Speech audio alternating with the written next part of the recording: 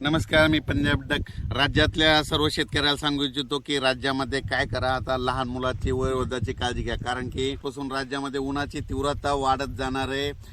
जवळजवळ पारा जवळपास 44-45 अंशापर्यंत जाणार आहे. म्हणून लहान मुलाची वयोवृद्धाची काळजी घ्या. आणि राज्यातल्या सर्व शेतकऱ्याला सांगू इच्छितो, राज्यामध्ये आता उन्हाची म्हणजे तीव्र लाट असल्यामुळे जवळपास 30 तारखेपर्यंत उन्हाची तीव्र लाट राहणार आहे.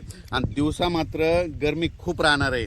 दिवसा अशी गरमी राहील की जसं मुंबईला जसं गेल्यावर गरमी असते तशी आपल्या महाराष्ट्रामध्ये, मराठवाड्यामध्ये, मध्य महाराष्ट्रात, विदर्भात सगळीकडे तेवढी गरमी जाणवणार आहे. म्हणून हा अंदाज लक्षात घ्यायचा.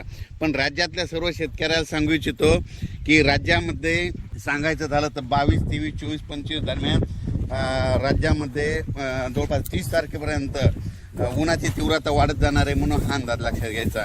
पण राज्यात मात्र सध्या हवामान कोरडे अंशतः ढगाळ राहणार आहे. म्हणून हा अंदाज लक्षात घ्यायचा. शेतीची आता मशागतीची कामे करून घ्या. कारण की आता म्हणजे अंदमान आणि निकोबार बेटा त्या समुद्रामध्ये मान्सूनला असं पोषक वातावरण चालू आहे. म्हणून हे देखील सांगू इच्छितो. पण राज्यात मात्र 30 एप्रिलपर्यंत मात्र हवामान कोरडं राहणार, उन्हाची तीव्र वाढत जाणार आहे.